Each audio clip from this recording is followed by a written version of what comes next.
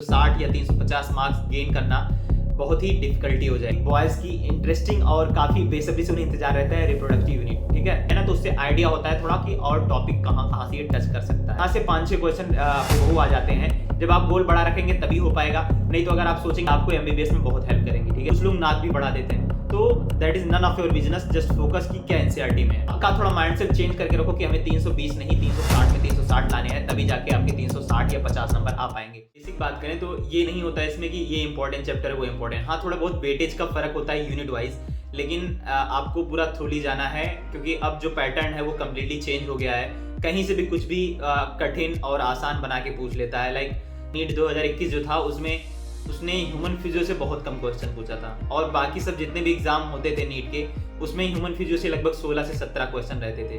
तो अब आपको क्या करना है कि आपको पूरी अच्छे से पढ़नी है, ठीक है। हर एक चीजें अच्छे से आपको करनी है तभी आप कर पाएंगे, नहीं तो फिर 360 या 350 मार्क्स गेन करना बहुत ही डिफिकल्टी हो जाएगी, ठीक है। आपको जब मालूम होता है ना किन चीज़ों पे ज़्यादा ध्यान देना है तो आप बेहतर कर लेते हैं, नहीं तो पता लगा इंट्रोडक्शन ही पढ़ने बैठ जाते हैं और अननेसेसरी की चीज़ें ज़्यादा याद करने लगते हैं। बात करें अगर बेसिक कैसे पढ़ा जाए, अप्रोच किया जाए बायोलॉजी को, या चैप्टर कोई भी सर स्टार्ट कर रहे हैं तो आप उसे एक बार रीड कर लें। चाहे ऑनलाइन आप कर रहे हो चाहे ऑफलाइन, एक बार जरूर पढ़ लें उसे, चाहे समझ में आए कुछ ना आए। जब सर पढ़ा दें, ठीक है, उसके बाद में आपको क्या करना है, आके एक बार रीड करना है, उस टॉपिक का क्वेश्चन लगाना है, जो कि बहुत इंपॉर्टेंट होता है। क्वेश्चन लगाना बहुत जरूरी है बायोलॉजी में, क्योंकि जितने आप वेरिएशन के क्वेश्चन लगाएंगे, वेरिएबल क्वेश्चन लगाएंगे, जितना आप प्रैक्टिस कर सकें बायोलॉजी में उतना ही बेहतर है। तो देखो मेनली आपको फोकस करना है एनसीईआरटी पे। जो कोचिंग के मॉड्यूल होते हैं उसमें बहुत ही आउट ऑफ बॉक्स रहते हैं, ठीक है। तो आपको एनसीईआरटी रीड करना है, एनसीईआरटी ही पढ़ो, सबसे अच्छी है। कुछ कोचिंग के मॉड्यूल होते हैं जो एनसीईआरटी बेस्ड होते हैं, नहीं तो हम लोग के अभी स्पेशल सेंसेस में आंख होगा और कान होगा, कुछ लोग नाक भी बढ़ा देते हैं। तो that is none of your business. Just focus की क्या एनसीईआरटी में है, ठीक है। ज़्यादा पढ़ने की जरूरत नहीं वहाँ। एनसीईआरटी की ऐसी है कि मेरे सर बोलते थे गागर में सागर है, मालूम है। जितनी बार आप पढ़ेंगे ना उतनी बार नई चीज़ें मिलेंगी, तो एनसीईआरटी ही पढ़ो, बेहतर है वो। चलिए शुरुआत करते हैं 11 से। तो 11th में जो आपका स्टार्टिंग का यूनिट है लिविंग वर्ल्ड, उसमें देखिए मेनली आपको फोकस करना है कुछ डेफिनेशन पे और जो एग्जांपल्स हैं। लाइक डेफिनेशन की बात करें तो मैनुअल्स हो गया, कैटलॉग्स, इन सब के जो डेफिनेशन रहते हैं, फ्लोरा, ये बहुत इंपॉर्टेंट है। वो उठा के पूछ लेता है या तो मैचिंग में, या तो ऐसे एक क्वेश्चन का डेफिनेशन उठा लेगा, बता देगा कि किसका है बताओ, ठीक है। एग्जाम्पल्स हैं, वो एग्जाम्पल्स आपको एक टिप पे होने चाहिए। बाकी जितने भी इसमें रिमेनिंग चैप्टर रह जा रहे हैं, आपका जितना ये बायोलॉजिकल क्लासिफिकेशन हो गया, इसमें भी काफ़ी एग्जाम्पल से ही पूछ लेता है। जो आपका फंगाई वाला हो गया, वायरस का एग्जांपल से पूछता है कि वायरस से कौन सी बीमारी हो रही, कौन सी नहीं हो रही। एनिमल किंगडम, प्लांट किंगडम में ना कुछ डायग्राम दी हुई है, तो डायग्राम जो एल्गी वगैरह की दी है या ब्रायोफाइट्स की दी है, ठीक है। और उसमें आपका एनिमल किंगडम में इकिनोडर्मेटा, कॉर्डेटा का अलग अलग जगह हर जगह दिया हुआ है। तो जो डायग्राम है ना, आप डायग्राम को भी एक बार ध्यान से याद कर लें कि कौन सा किस फाइलम से है, क्योंकि तो थोड़ा स्मार्ट वर्क करके साथ में चलेंगे ना तो मजा आ जाएगा पढ़ने में। हर एक चीज आपका कॉन्सेप्ट क्लियर रहेगा तो आपका 360 नंबर कहीं नहीं जाएगा, ठीक है। आती है मॉर्फोलॉजी में भी आपको एग्जांपल्स के थ्रू जाना है। आप अगर आपको ना याद हो ना तो एक जगह शॉर्ट नोट एक पेपर में बना लो, उसके बाद में उसी को रिवाइज करो, और जो एग्जांपल्स रिपीट हो उनको जब पढ़ो तो उसे रिकॉल करने की कोशिश करो कि एग्जांपल्स और कहाँ थे, जिससे आपको कंफ्यूजन नहीं होगा। नहीं तो मॉर्फोलॉजी में यही होता है कि ये यहाँ था और फिर यहाँ मिल गया, तो फिर एकदम खिचड़ी बन जाता है दिमाग में। तो जैसे आप वो एग्जाम्पल पढ़ रहे हो वहाँ, फिर उसे रिकॉल करो कि ये और कहाँ में था, इससे आपको ये घचर पचर जो दिमाग में हो जाता है ना, ये नहीं होगा। तो आराम से आप आती हैं दो फिजियोलॉजी जो बहुत इंपॉर्टेंट है आपकी, प्लांट फिजियोलॉजी और एनिमल फिजियोलॉजी। एनिमल फिजियोलॉजी में आपको क्या करना है कि देखो पूरा चैप्टर तो बहुत बढ़िया पढ़ना है, क्योंकि ये आपको एमबीबीएस में बहुत हेल्प करेंगे, ठीक है। जब आपका बेसिक क्लियर रहेगा इन सब चैप्टर से ना, तो आपका फ्यूचर भी क्लियर रहेगा बढ़िया।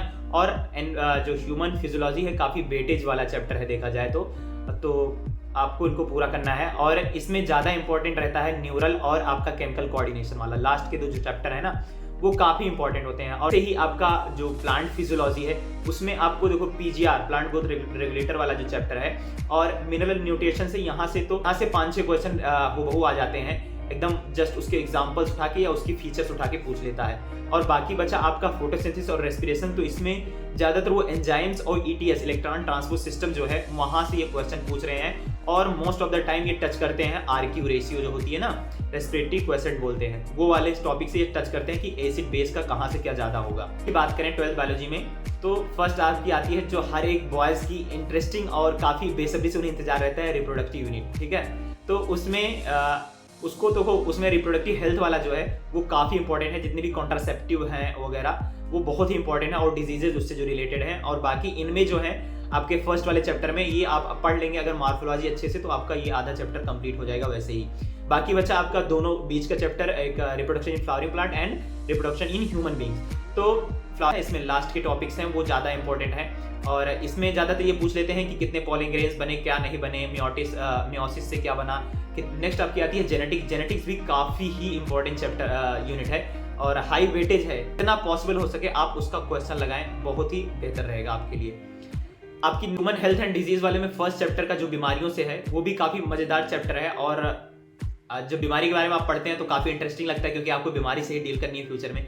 तो वो भी अच्छी चैप्टर है। उसमें जो लास्ट में है ना ड्रग्स एब्यूज़ वगैरह, वो बहुत इंपॉर्टेंट है, मॉर्फिन वगैरह, वहाँ से आप क्वेश्चन ही हर बार पूछते रहते हैं, और स्टार्टिंग के टाइफाइड और के फीचर पूछ लेते हैं। अब नेक्स्ट चैप्टर आपका आता है टिश्यू कल्चर है, एनिमल ब्रीडिंग है, यहाँ से ये क्वेश्चन मोस्टली टच करते हैं। ठीक है, मैं आपको इंपॉर्टेंट टॉपिक्स बता दे रहा हूँ कहाँ से क्वेश्चन ज़्यादातर पूछने के चांसेस हैं, तो उससे आपको आसानी रहेगी। एटमोलॉजी भी काफ़ी इंटरेस्टिंग यूनिट है और हाई वेटेज यूनिट है, और इसमें भी आपको पूरा रटना ही है और कुछ नहीं करना है। कॉन्सेप्ट थोड़ा समझ जाओ। जो स्टार्टिंग के फर्स्ट चैप्टर है उसमें तो प्रोसीजर आपको पता होनी चाहिए कि क्या क्या प्रोसीजर है स्टेप बाय स्टेप। ठीक है, और जो आपका इकोलॉजी यूनिट है ना, इकोलॉजी वाले में आपको डायग्राम और जो साइंटिस्ट ने थियरी दी, टर्मिनोलॉजी दी, उसको ध्यान रखना है, और ईयर, कौन सी ईयर में क्या आया, जैसे अर्थ समिट और वर्ल्ड समिट कब कब आया, कहाँ आया, ये बहुत जरूरी है। और लास्ट वाला इसका चैप्टर तो काफ़ी इंपॉर्टेंट है, जिसमें ओजोन डिप्लेशन वगैरह के बारे में दिया है। ठीक है, और जो कल्टीवेशन, झूम कल्टीवेशन या और हैं केसेस स्टडी हैं, इन सब चीज़ों पे बहुत ध्यान देना,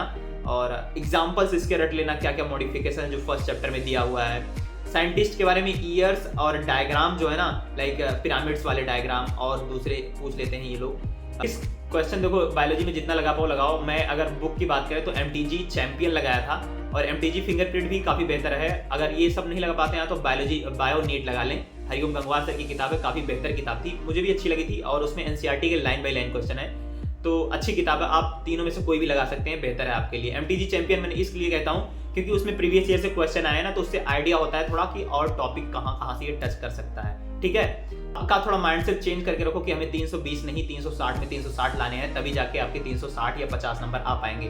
जब आप गोल बड़ा रखेंगे तभी हो पाएगा, नहीं तो अगर आप सोचेंगे कि 320 आ जाए तो बहुत बढ़िया है, 320 प्लस रहे तो 280 260 अगर अच्छे स्टूडेंट है तो आएगा, नहीं तो फिर आपके 150 नंबर तक भी रुक सकते हैं। तो थोड़ा गोल बड़ा रखना दिमाग में, उसी के हिसाब से मेहनत करना, आराम से हो जाएगा। और बहुत अच्छा आइडिया, आप हेडिंग लिख लें, हर एक मोटी मोटी जो हेडिंग्स होती हैं वो लिख के एक पेपर पे जब भी आप सोने जाएं उससे 10-15 मिनट पहले पूरा चैप्टर आप सम अप करने की कोशिश करें 10 मिनट में। ठीक है, जो चीज़ ना आए अगर आप देखना चाहें उसी समय देख ली, नहीं तो बाद में भी आप देख सकते हैं। रिवीजन करने का ये सबसे बेस्ट तरीका है बायोलॉजी के लिए, इससे आपको बायोलॉजी भूलेगा नहीं, पूरी की पूरी चीज़ें आपके दिमाग में रहेंगी। ठीक है, तो ऑल द बेस्ट, और बेहतर करो, 360 नंबर लाना है और अच्छे मेडिकल कॉलेज में अपना सिलेक्शन लेना है।